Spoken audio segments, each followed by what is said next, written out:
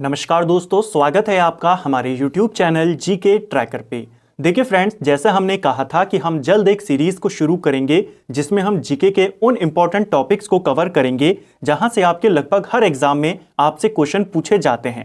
इसमें आज हम पहला टॉपिक जो हमारी है, जो पॉलिटी वाला सेक्शन है, उसके कुछ इंपॉर्टेंट टॉपिक्स को कवर करेंगे, जिसमें से सबसे इंपॉर्टेंट टॉपिक है आपका मौलिक अधिकार। मौलिक अधिकारों को लेकर के, इसके सभी आर्टिकल्स को लेकर के, किस आर्टिकल में किस प्रकार की स्वतंत्रता दी गई है, समानता का अधिकार किसमें है, और हाई कोर्ट और सुप्रीम कोर्ट कितने प्रकार के रिट जारी करते हैं, उन रिट को लेकर के आपसे ढेर सारे क्वेश्चन इस सिंगल टॉपिक से बनते हैं। तो आज के इस पूरे वीडियो में, इस सिंगल वीडियो में हम मौलिक अधिकार एक एक आर्टिकल को कवर करेंगे। इसके अलावा सुप्रीम कोर्ट और हाई कोर्ट जो रिट जारी करते हैं, उन पांचों रिटों को भी हम यहीं पे कवर कर जाएंगे, जिससे आपको कभी भी दोबारा ये टॉपिक पढ़ने की जरूरत नहीं पड़ेगी। तो चलिए दोस्तों, आज की वीडियो को शुरू करते हैं। सबसे पहले बात करते हैं हमारे संविधान में कितने मौलिक अधिकार हैं।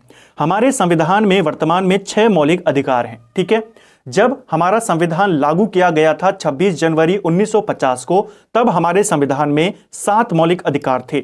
यहां से क्वेश्चन बन जाता है, शुरुआत में कितने थे? शुरुआत में 7 मौलिक अधिकार थे, वर्तमान में 6 मौलिक अधिकार हैं।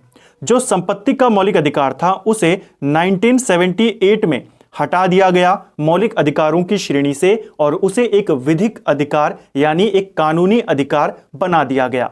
तो पहला क्वेश्चन यही बनता है, कितने मौलिक अधिकार हैं वर्तमान में? आप बताएंगे 6 मौलिक अधिकार हैं।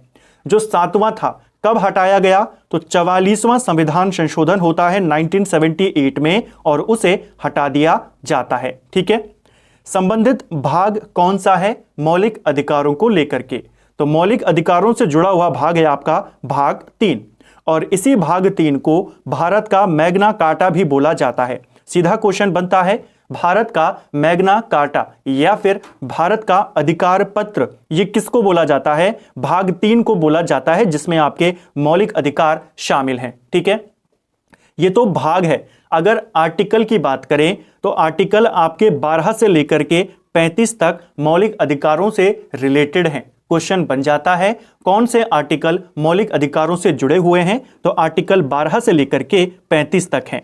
एक एक आर्टिकल के बारे में जो आपके लिए इंपॉर्टेंट है, उनको डिस्कस करेंगे। ठीक है, मूल अधिकारों को अमेरिका के संविधान से लिया गया है। यह क्वेश्चन भी बहुत बार बन जाता है। मूल अधिकारों को कहां से लिया गया है? अमेरिका से। और मूल कर्तव्यों को कहां से लिया गया है? मूल कर्तव्यों को रशिया के संविधान से लिया गया है। ठीक है, मूल संविधान में 7 मौलिक अधिकार थे, जैसा मैंने आपको ऊपर अभी बोला। ठीक है, जो संपत्ति का अधिकार है, अब इसे कानूनी अधिकार रह गया है। पहले ये मौलिक अधिकार था, अब क्या है? ये एक कानूनी अधिकार है।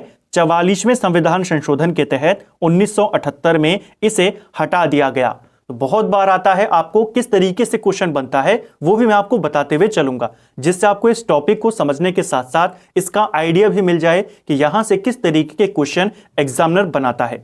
तो यहां से वो क्वेश्चन देता है, आपको 4 ऑप्शन दे देता है, कहता है इनमें से कौन सा मौलिक अधिकार नहीं है।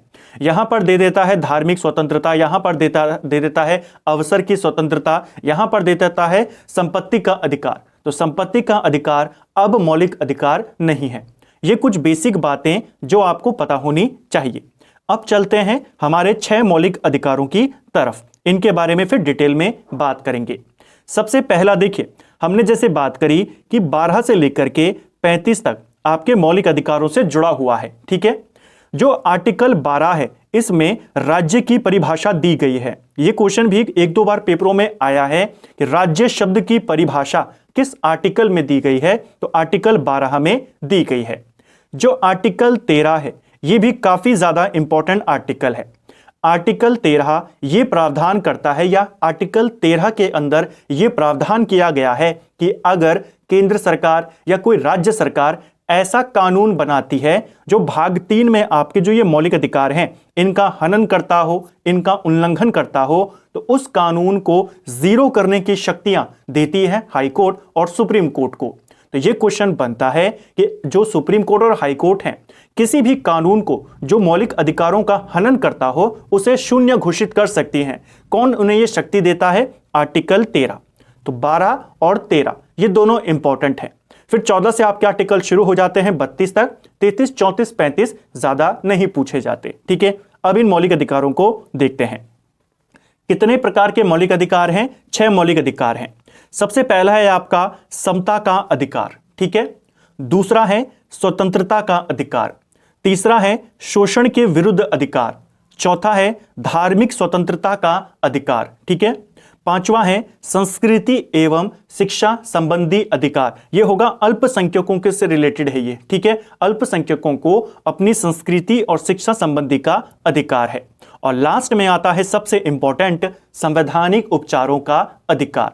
तो कितने अधिकार हैं मौलिक अधिकार? वो 6 हैं। अब इनके अंदर कौन कौन चीजें हैं उनको देखेंगे। सबसे पहले आता है समता का अधिकार। आर्टिकल 14 से लेकर के 18 तक आपके समता के अधिकार हैं। स्वतंत्रता का अधिकार ये आर्टिकल 19 से लेकर के 22 तक हैं। शोषण के विरुद्ध अधिकार ये आर्टिकल 23 और 24 में बताया गया है। धर्म की स्वतंत्रता का अधिकार ये आर्टिकल 25 से लेकर के 28 में बताया गया है। संस्कृति एवं शिक्षा संबंधी अधिकार अल्पसंख्यकों से रिलेटेड ये आपके आर्टिकल 29 और 30 में है। और संवैधानिक उपचारों का अधिकार आर्टिकल 32 में है।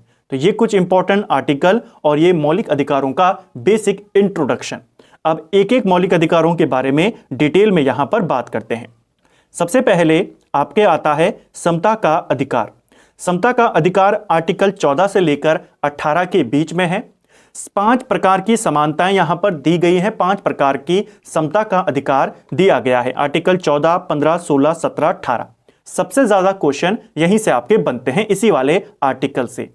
जो आर्टिकल 14 है यह कहता है विधि के समक्ष क्षमता और विधियों का समान संरक्षण, यानी कानून के सामने सब बराबर हैं और सबके लिए कानून बराबर हैं। कौन सा आर्टिकल कहता है? आर्टिकल 14 कहता है। तो ये क्वेश्चन बहुत बार आता है, कानून के समक्ष समानता कौन सा आर्टिकल है? आर्टिकल 14। ठीक है, फिर आता है आर्टिकल 15। आर्टिकल 15 कहता है कि धर्म, मूल, वंश, लिंग, जन्म स्थान के आधार पर किसी के साथ भी भेदभाव नहीं किया जाएगा। भेदभाव पर वो प्रतिषेध करता है, यानी उसको रोकता है। कौन सा आर्टिकल है? आर्टिकल 15। ठीक है, आर्टिकल 16 कहता है लोक नियोजन के विषय में अवसर की समानता, यानी सभी नौकरियों में सबको समान अवसर प्रदान किए जाएंगे, उसके लिए अप्लाई करने का या उसके लिए उनको समान अवसर दिए जाएंगे उस नौकरी को करने का। ठीक है, तो समान अवसर ये कौन देता है? आर्टिकल 16। अस्पृश्यता का अंत ये भी बहुत बार पेपर में आता है। किस आर्टिकल के तहत अस्पृश्यता का अंत किया गया है? आर्टिकल 17। ठीक है, जिसे हम कहते हैं छुआछूत। क्वेश्चन बनता है छुआछूत का उन्मूलन किस आर्टिकल के तहत हुआ है? आर्टिकल 17 के तहत इसे अवैध घोषित किया गया है। ठीक है, इस पर बैन लगाया गया है। और फिर आता है आर्टिकल 18 जो कहता है उपाधियों का अंत होगा। ठीक है, यानी कि कोई भी नागरिक किसी दूसरे देश से वैसी कोई भी उपाधि धारण नहीं कर सकता जब तक उसे राष्ट्रपति की ओर से उसकी अनुमति नहीं मिल जाती। तो उपाधियां किसी की नहीं होंगी, ये कौन कहता है? आर्टिकल 18। तो समता का अधिकार 14 से 18 तक हैं। इसमें हमने एक एक आर्टिकल को देखा। सबसे इंपॉर्टेंट जो क्वेश्चन यहां से बनते हैं, देखिए एक और चीज यहां पर याद करना, हमने आर्टिकल 16 में बात करी कि लोक नियोजन के विषय में अवसर की समानता यहां पर दी जाएगी, यानी कि सबको समान अवसर दिए जाएंगे नौकरियों के लिए।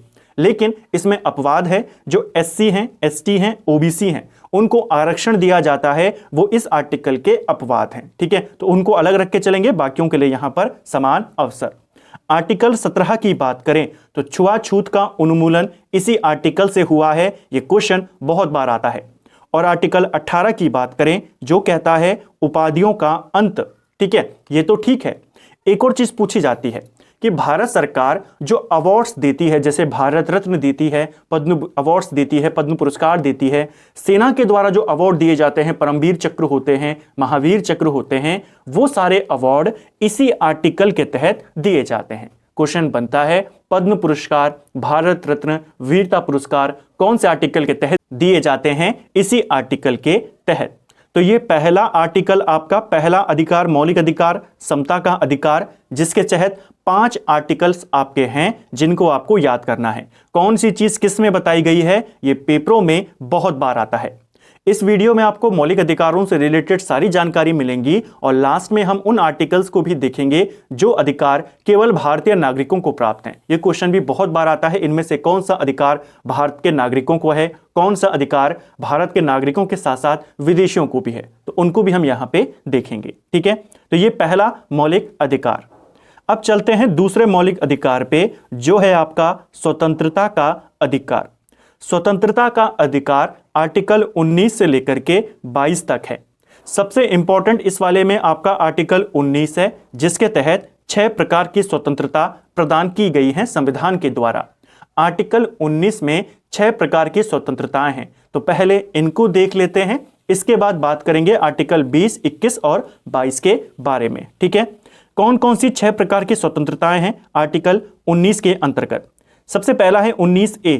यह कहता है वाक एवं अभिव्यक्ति की स्वतंत्रता, यानी सिंपल भाषा में बात करें, बोलने की स्वतंत्रता किस में दी गई है, 19A में दी गई है। ठीक है, कई बार क्वेश्चन ऐसा भी पूछ लेता है कि आर्टिकल 19 में कितने प्रकार की स्वतंत्रता है, तो इसमें आपकी 6 प्रकार की हैं। ठीक है, 19A में वाक एवं अभिव्यक्ति की स्वतंत्रता है, यानी बोलने की स्वतंत्रता है, और इसी 19A में प्रेस की स्वतंत्रता को भी माना गया है। इसे भी आपने याद करना है। ठीक है, यह अलग से इसमें संविधान में उल्लेख नहीं है, लेकिन प्रेस की स्वतंत्रता को इसी में निहित माना जाता है। ठीक है, 19A में। तो क्वेश्चन बनता है, संविधान का कौन सा अनुच्छेद प्रेस की स्वतंत्रता से रिलेटेड है, आप बताएंगे आर्टिकल 19A, जो बोलने की स्वतंत्रता से रिलेटेड है। ठीक है, इसके बाद आता है आर्टिकल 19B।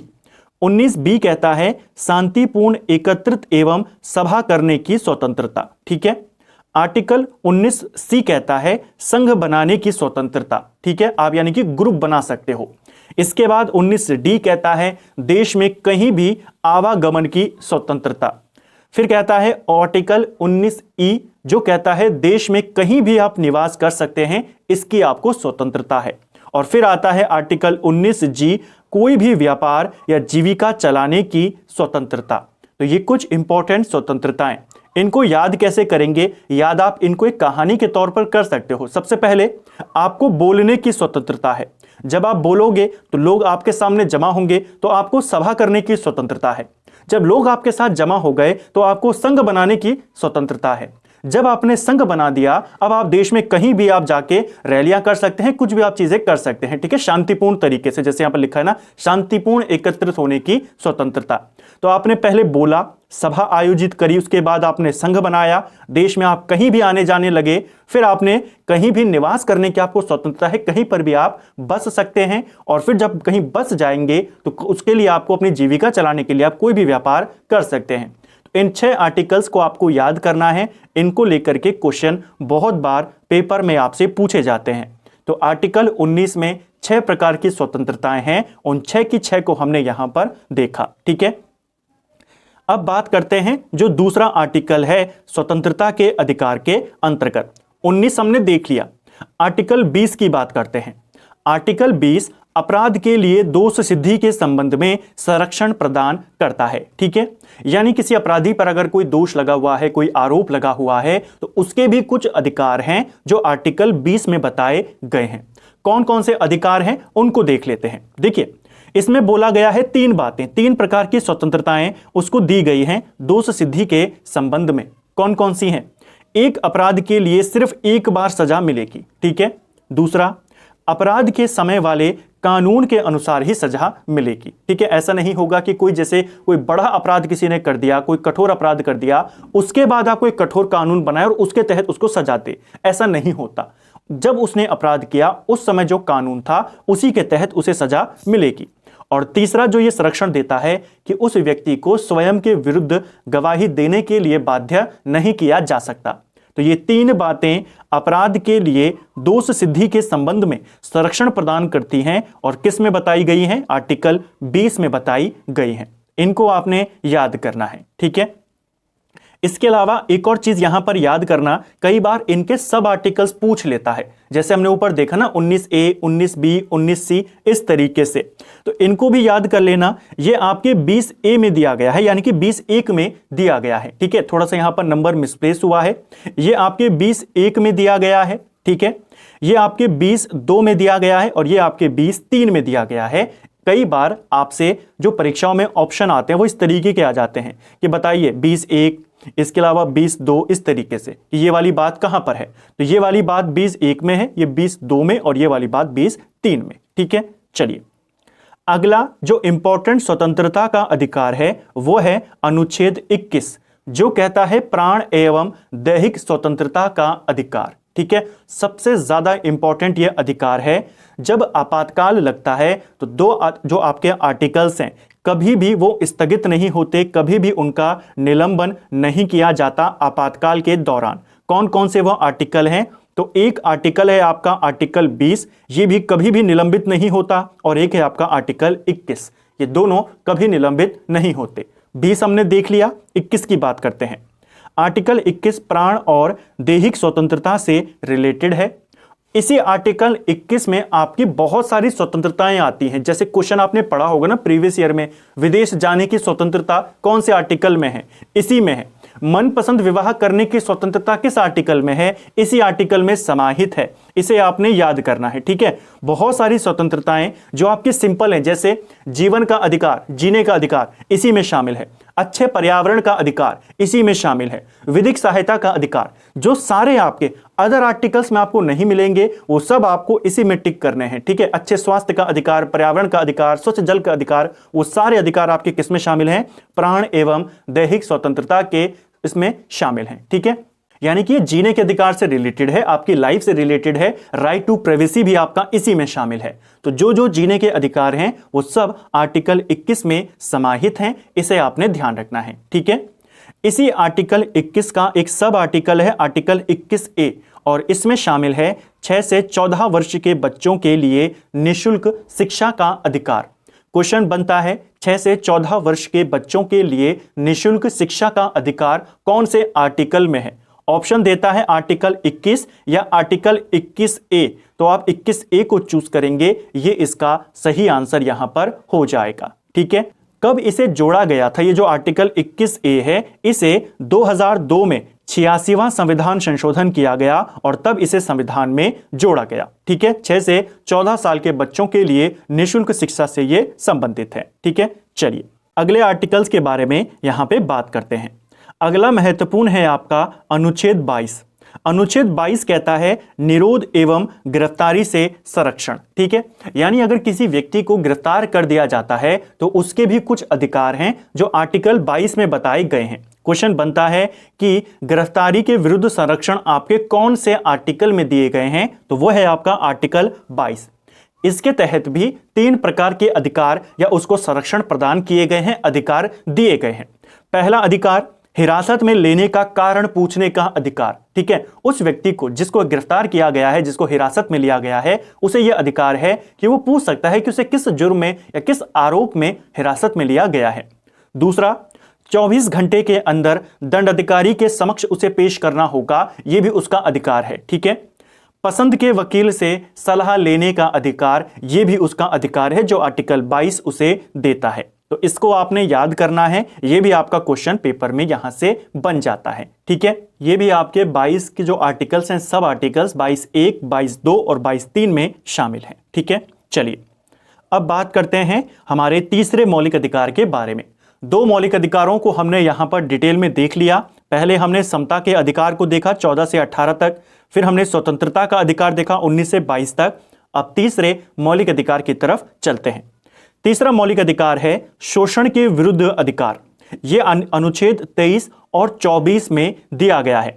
आर्टिकल 23 और 24 ये शोषण के विरुद्ध अधिकार दिए गए हैं और बहुत इंपॉर्टेंट है, यहां से भी आपका क्वेश्चन बनता है।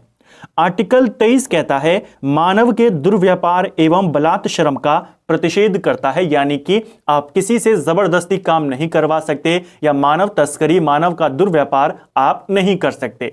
इन सब पर बैन है, ये किसी को भी इसको करने की इजाजत नहीं है, ये कहता है आर्टिकल 23। ठीक है, आर्टिकल 24 कहता है बालकों के नियोजन का प्रतिषेध, यानी 14 वर्ष से कम उम्र के जो बालक हैं आप उनको किसी भी कारखाने में काम नहीं कर सकते। तो ये आपके बलात् श्रम से रिलेटेड है, यानी जबरन श्रम से रिलेटेड, और ये वाला आर्टिकल 24 आपके बाल श्रम से रिलेटेड है। ठीक है, ये जबरन श्रम है, ये बाल श्रम है। तो ये दोनों इंपॉर्टेंट आर्टिकल हैं, दोनों एक जैसे आर्टिकल हैं। ठीक है, शोषण के विरुद्ध अधिकार हैं दोनों। यहां पर मानव तस्करी या जबरन श्रम करवाना वो शामिल है आर्टिकल 23 में। आर्टिकल 24 कहता है बालकों के जो 14 वर्ष से कम उम्र के बालक हैं आप उनको किसी भी कारखाने में नहीं लगा सकते। तो इसे आपने याद करना है, क्वेश्चन यहां से भी बन जाएगा। ठीक है, अगला आर्टिकल है आपका धार्मिक स्वतंत्रता का अधिकार। चौथा मौलिक अधिकार है धार्मिक स्वतंत्रता का अधिकार। इसमें आपके आर्टिकल 25 से लेके 28 तक है। एक एक आर्टिकल के बारे में हम यहां पर देखते हैं। देखिए, सबसे पहला आता है आर्टिकल 25। आर्टिकल 25 कहता है अंतःकरण की स्वतंत्रता, यानी अंतःकरण की स्वतंत्रता का मतलब क्या हुआ? इसका मतलब हुआ हर किसी को कोई भी धर्म उसे मानने की और उसका प्रचार प्रसार करने की स्वतंत्रता प्रदान की गई है। कौन सा आर्टिकल देता है? आर्टिकल 25। तो इसे आपने याद करना है। ठीक है, आर्टिकल 25 किसी भी व्यक्ति को कोई भी धर्म मानने और उसे प्रचार करने की शक्ति, स्वतंत्रता देता है। ठीक है, आर्टिकल 25।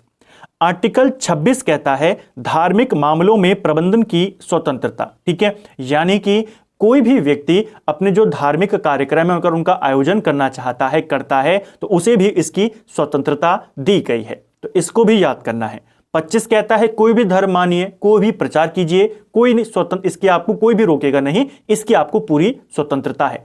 आर्टिकल 26 कहता है कि आप धार्मिक मामलों की प्रबंधन की स्वतंत्रता, अगर आप कोई आयोजन करना चाहें आप उसमें कर सकते हैं। ठीक है, तो इसको आपने याद करना है। इसी प्रबंधन की स्वतंत्रता के तहत उसे कोई भी धार्मिक संस्था स्थापित करने की भी स्वतंत्रता है। ये सारी चीजें इसी में शामिल हैं। ठीक है, अगला आता है आर्टिकल 27।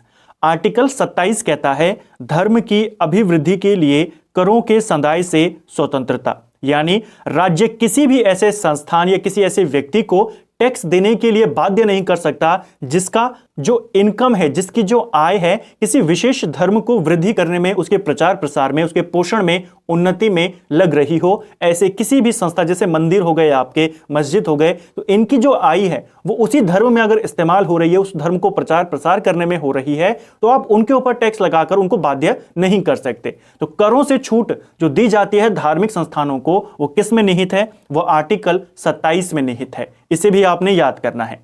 और फिर आता है धार्मिक स्वतंत्रता के तहत आर्टिकल 28, जो कहता है धार्मिक शिक्षा में उपस्थित होने से स्वतंत्रता, यानी कि यह आर्टिकल कहता है कि ऐसा कोई भी कॉलेज या कोई भी संस्थान, शिक्षा संस्थान जो राज्य के द्वारा चलाया जा रहा हो, वहां पर कोई भी धार्मिक शिक्षा नहीं दी जाएगी। इसे आपको याद करना है। ठीक है, यानी कि ऐसे जो शिक्षण संस्थान है अगर वो कोई धार्मिक कार्यक्रम आयोजित भी कर रहे हैं तो वो विद्यार्थियों को बाध्य नहीं कर सकते कि आप यहां पर आइए, बैठिए। इसके लिए आप उनको मजबूर नहीं कर सकते।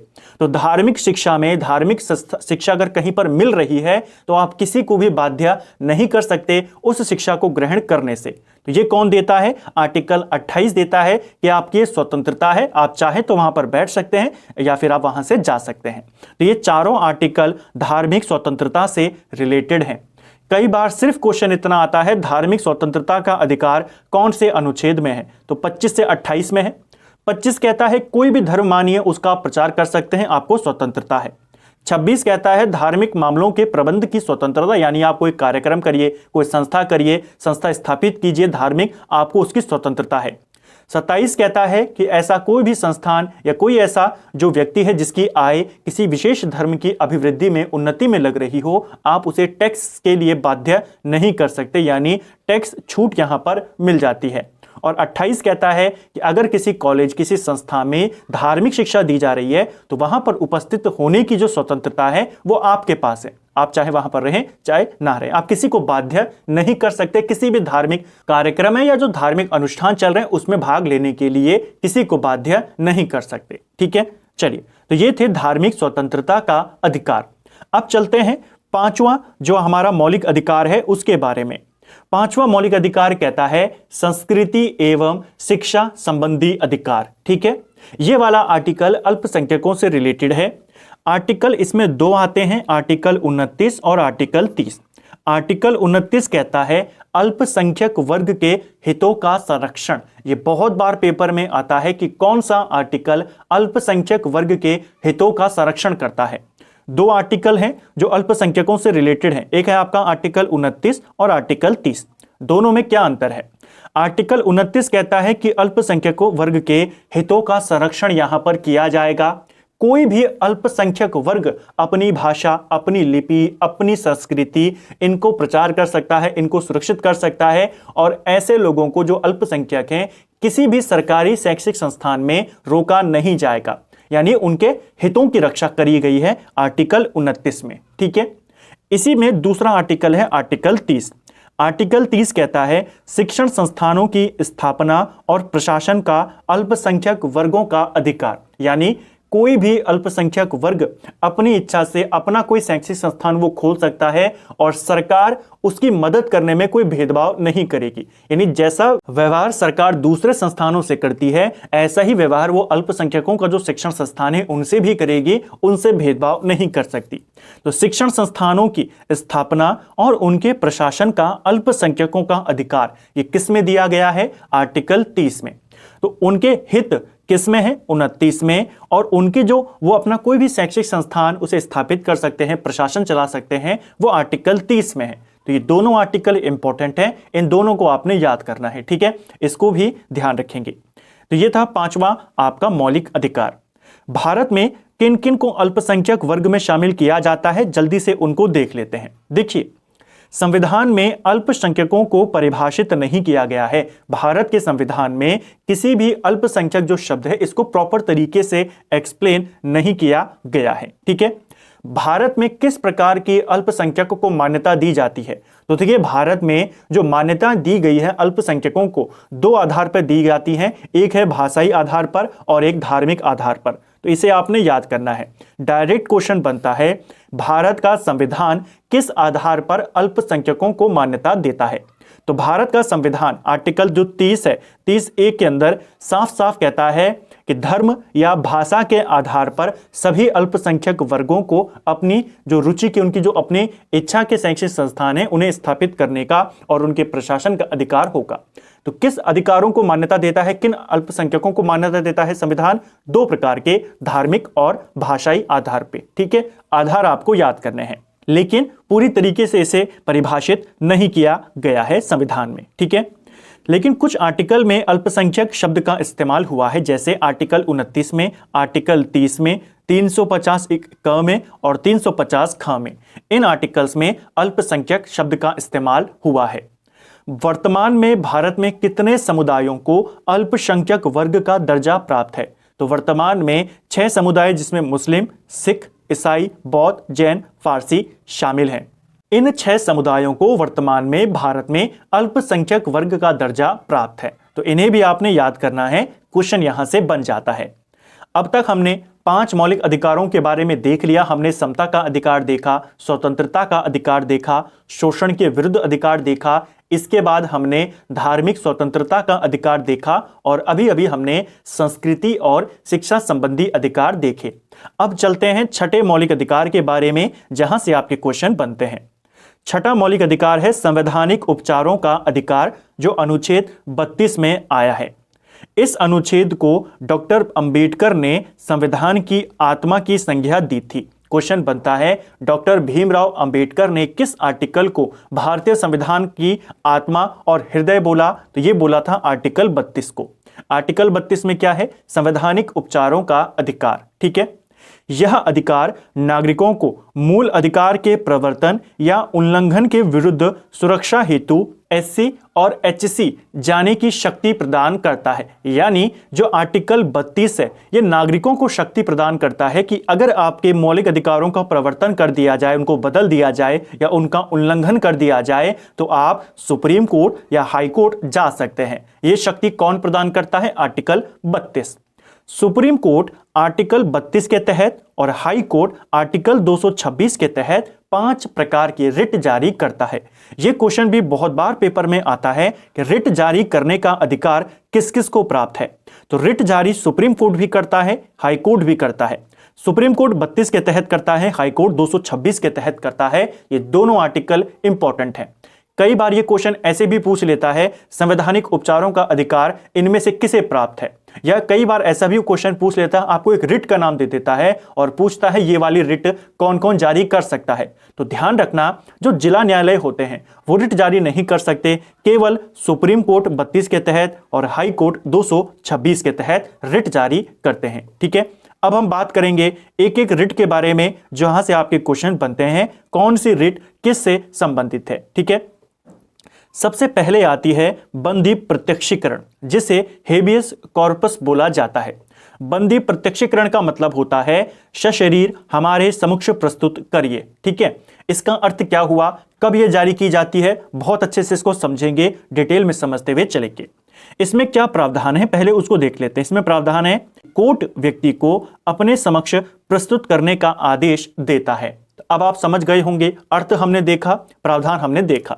सिंपल भाषा में बात करें, अगर मान लीजिए किसी व्यक्ति को गिरफ्तार किया जाता है और उस व्यक्ति को लगता है कि इन्होंने मुझे गलत तरीके से, अवैध रूप से गिरफ्तार किया है, तो वो सुप्रीम कोर्ट में जाके याचिका डाल सकता है और फिर सुप्रीम कोर्ट 32 के तहत, हाई कोर्ट 226 के तहत बंदी प्रत्यक्षीकरण की रिट जारी करते हैं कि आप उस व्यक्ति को हमारे सामने प्रस्तुत करें। ठीक है, तो उस व्यक्ति के कहने पर या उस व्यक्ति को जिसको बंदी बनाया गया है उसकी तरफ से अगर कोई कहे तो उनके कहने पर, उनकी याचिका पर सुप्रीम कोर्ट इस रिट को जारी करता है। तो इसे आपने याद करना है। बंदी प्रत्यक्षीकरण का अर्थ होता है सशरीर हमारे सामने प्रस्तुत करो, और इसका मतलब होता है कोर्ट आदेश देता है जो जिन्होंने गिरफ्तार किया है उनको कि आप उस व्यक्ति को हमारे सामने पेश किया जाए। तो यह है बंदी प्रत्यक्षीकरण, पहली रिट। ठीक है, रिटों को लेकर के बहुत सारे डाउट्स होते हैं, सारे डाउट आपके यहीं पर क्लियर हो जाएंगे। दूसरी रिट है परम आदेश, जिसे इंग्लिश में कहते हैं मैना मैंडस। ठीक है, मैंडमस। इसका अगर हम अर्थ की बात करें, परम आदेश नाम से ही मिल रहा है आज्ञा देना। पदाधिकारी को उसके कर्तव्य पालन के लिए आदेश देता है। कौन? कोर्ट आदेश देता है। कोई अगर कर्मचारी है, सरकारी कर्मचारी है, कोई पद पर अपने बैठा है और अपने कर्तव्यों का पालन नहीं कर रहा है, तो supreme court, high court writ जारी करते हैं परमादेश की, जिसके तहत पदाधिकारी को उसके कर्तव्य पालन के लिए वो आदेश देते हैं। ठीक है, ये दो रिटें, ये वाली तो आप नाम से ही पहचान जाएंगे। अगला है प्रतिषेध, या जिसे हम निषेधता भी कहते हैं। इसका अर्थ होता है इंग्लिश में प्रोहिबिशन। अर्थ की बात करें, इसका मतलब है मना करना। जो कनिष्ठ कोर्ट होते हैं उनको मना किया जाता है, कनिष्ठ कोर्ट को उसके अधिकार क्षेत्र के बाहर कार्य करने से रोकती है ये वाली रिट। यानी कि मान लीजिए यहां पर आपका हाई कोर्ट है, हर हाई कोर्ट का एक अधिकार क्षेत्र होता है, जैसे उत्तराखंड हाई कोर्ट है। उत्तराखंड हाई कोर्ट जो है, उत्तराखंड के अंदर जितनी भी न्यायिक विधियां होंगी वो सारा उत्तराखंड अधिकार, जो हाई कोर्ट है, इसके अधिकार क्षेत्र में आता है। अगर यह हाई कोर्ट उत्तराखंड से बाहर के किसी मामले में सुनवाई करने लगे तो सुप्रीम कोर्ट अपने से नीचे वाले कोर्ट को यह ऑर्डर जारी करता है, ये वाली रिट जारी करता है कि आप इस क्षेत्र में या इस मामले में सुनवाई नहीं कर सकते, ये आपके अधिकार क्षेत्र से बाहर है। ठीक है, इसी प्रकार हाई कोर्ट जो है इसे जो जिला कोर्ट्स होते हैं उनको जारी करता है। हाई कोर्ट सुप्रीम कोर्ट को नहीं कर सकता, जिला कोर्ट हाई कोर्ट को नहीं कर सकता, अपने से निचली कोर्ट को ही ये वाली रिट जारी होती है। तो इसे आपने याद करनी है कि प्रतिषेध या फिर निषेधता किस में आती है, आपकी कनिष्ठ कोर्ट को जारी किया जाता है कि यह कार्य आपके अधिकार क्षेत्र के बाहर है। ठीक है, चलिए चौथी जो रिट है वो है आपकी उत्प्रेषणा। उत्प्रेषणा जिसे इंग्लिश में सट्योरी कहते हैं, इसका अर्थ होता है और अधिक सूचित कीजिए। ठीक है, इसका मतलब क्या हुआ, अधीनस्थ न्यायालयों को लंबित मामलों को वरिष्ठ न्यायालय में भेजने का आदेश दिया जाता है। जैसे मान लीजिए 3 लेयर्स होती हैं भारत में कोर्ट्स की, सुप्रीम कोर्ट, हाई कोर्ट और इसके बाद आपकी जो जिला कोर्ट्स होती हैं, डिस्ट्रिक्ट कोर्ट्स आती हैं, वो आ जाती हैं। अगर किसी लेवल पर कोर्ट्स जो केसेस हैं आपके पेंडिंग, उनकी बहुत ज्यादा है, केसेस बहुत ज्यादा मात्रा में, या कोई ऐसा खास केस है जिसको लगता है ऊपर वाले कोर्ट को, मान लीजिए कोई केस है हाई कोर्ट के पास, सुप्रीम कोर्ट को लगता है कि यह केस हमारे पास होना चाहिए, तो सुप्रीम कोर्ट उत्प्रेक्षण रिट जारी करता है, हाई कोर्ट को आदेश देता है कि आपके पास इस केस से रिलेटेड जितनी भी जानकारी है इस पूरे केस को हमारे पास ट्रांसफर कीजिए। या फिर जो पेंडिंग केसेस होते हैं उनके लिए वो जारी करता है कि आपके पास जो केसेस पड़े हुए हैं, जो मुकदमे लंबित पड़े हुए हैं, आप उन्हें हमारे पास भेज दीजिए। तो किस किस तहत होता है? उत्प्रेक्षण रिट के माध्यम से होता है। ठीक है, ये भी प्रोहिबिशन की तरह है। उच्च कोर्ट हमेशा नीचे वाले कोर्ट को आदेश देता है। ठीक है, हाई कोर्ट जो होता है वो जिला कोर्ट से मंगवा सकता है अपने पास मुकदमे, हाई कोर्ट से मुकदमे सुप्रीम कोर्ट अपने पास मंगवा सकता है। ठीक है, तो इसको भी आपने याद करना है। और अंतिम जो रिट है वो है अधिकार पृच्छ, जिसे क्यू वारंटो के नाम से जाना जाता है। इसका अर्थ होता है किस अधिकार से। ठीक है, इसका मतलब होता है कोई व्यक्ति को, किसी व्यक्ति को लोक कार्यालय में अवैध अनधिकार ग्रहण करने से रोकना। यानी कि मान लीजिए कोई ऑफिस है, वहां पर प्रमोशन होना है, किसी को नया वहां का डायरेक्टर बनाना है, किसी कनिष्ठ को वहां का सहायक बना दिया जाता है, डायरेक्टर बना दिया जाता है 2-3 सीनियर को छोड़ करके। जब इन सीनियरों को छोड़ दिया गया और किसी नीचे के आदमी को सीधा कंपनी का या किसी कार्यालय का डायरेक्टर बना दिया गया, तो ये लोग कोर्ट में जा सकते हैं और फिर सुप्रीम कोर्ट या हाई कोर्ट इस रिट को जारी करता है इस व्यक्ति के लिए कि किस अधिकार से, आपको क्या अधिकार है इस कार्य पे या इस पोस्ट पर बैठने का, इस पोस्ट पर कार्य करने का। तो ये सारी चीजें आपकी किस में आती हैं? अधिकार पृच्छ में आती हैं। ठीक है, यानी कि सुप्रीम कोर्ट उस व्यक्ति को उस कार्य को करने से रोकता है जिसके लिए वो अधिकृत नहीं है, अनाधिकृत व्यक्ति है। तो किस में होता है? क्यू वारंटो में होता है, जिसमें वो पूछता है किस अधिकार से आप ये कार्य कर रहे हैं। ठीक है, तो ये कुछ इंपॉर्टेंट रिट जो 5 रिटें थी, हमने उनको यहां पर देखा। अब बात करते हैं, जैसे मैंने आपको बोला, कुछ ऐसे आर्टिकल्स हैं, कुछ ऐसे मौलिक अधिकार हैं जो केवल भारत के नागरिकों को प्राप्त हैं, उनकी बात कर लेते हैं। और कुछ ऐसे आर्टिकल जो भारत के नागरिक और विदेशी दोनों को प्राप्त हैं। तो आपको दोनों याद करने की जरूरत नहीं है, केवल ऐसे आर्टिकल याद कर लीजिए जो केवल भारत के नागरिकों को प्राप्त हैं। इनकी संख्या थोड़ी कम है। ठीक है, बाकी के सारे मौलिक अधिकार नागरिकों के साथ साथ विदेशियों को भी मिले हुए हैं। ठीक है, कुछ इंपॉर्टेंट आर्टिकल जैसे आर्टिकल 15। ठीक है, इसके अलावा आर्टिकल 16, आर्टिकल 19, आर्टिकल 20 नहीं होगा, आर्टिकल 29। ठीक है, और आर्टिकल 30। बस इन 5 आर्टिकल को याद कर लीजिए। सिर्फ ये आर्टिकल हैं जो केवल भारत के नागरिकों को प्राप्त हैं, विदेशियों को यह आर्टिकल प्राप्त नहीं है। ठीक है, आर्टिकल 14 हमने ऊपर पढ़ा था, धर्म, मूल, वंश, भेदभाव की स्वतंत्रता। इस आधार पर किसी के साथ भेदभाव नहीं किया जाएगा। वो किस में है? आर्टिकल 15 में। केवल भारत के नागरिकों को यह प्राप्त है। ठीक है, आर्टिकल 16 जिसमें कहा गया था लोक नियोजन के समान जो अवसर हैं वो दिए जाएंगे, वो 16 में कहा गया है, ये भी केवल भारतीयों को प्राप्त है। आर्टिकल 19 जिसके तहत 6 प्रकार की स्वतंत्रताएं दी गई थी, वो स्वतंत्रताएं भी केवल भारत के नागरिकों को प्राप्त हैं।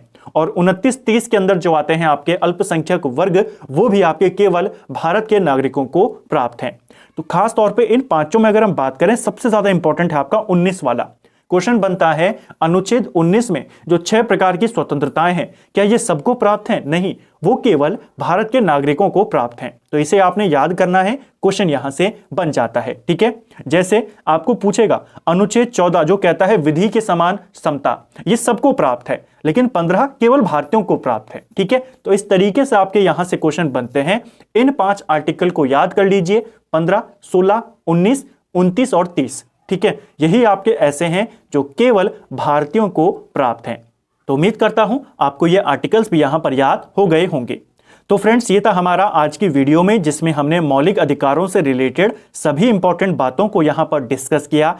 एक एक इंपॉर्टेंट आर्टिकल को हमने यहां पर देखा, उनसे रिलेटेड इंपॉर्टेंट बातें करी। बहुत ही सीधी और सरल भाषा में मैंने आपको समझाने का प्रयास किया। उम्मीद करता हूं आपको ये वीडियो पसंद आया होगा और मौलिक अधिकारों का टॉपिक आपका बहुत अच्छे से क्लियर हो गया होगा। जल्द मिलेंगे ऐसे ही किसी दूसरे इंपॉर्टेंट टॉपिक के पूरे कॉन्सेप्ट के साथ, जिससे आपका पूरा टॉपिक एक ही वीडियो में कवर हो जाए और इसके आपके जो प्रॉपर नोट्स हैं वो भी आपके बन जाएं। अगर आपको ये वीडियो पसंद आया है तो वीडियो को लाइक करें। अगर आप चैनल पर पहली बार आए हैं, चैनल को सब्सक्राइब करें। अगला टॉपिक, आप किस टॉपिक पर देखना चाहते हैं, अगला वीडियो किस टॉपिक के नोट्स देखना चाहते हैं, वो भी आप, अगर आपका कोई ऐसा टॉपिक है जिसमें आप कमजोर हैं तो कमेंट बॉक्स में कर सकते हैं, जिसके लिए आप चाहते हैं कि पहले इस टॉपिक का वीडियो यहां पर लाया जाए। चैनल को अगर आपने अभी तक सब्सक्राइब नहीं किया है, चैनल को भी सब्सक्राइब जरूर करें। Thank you friends.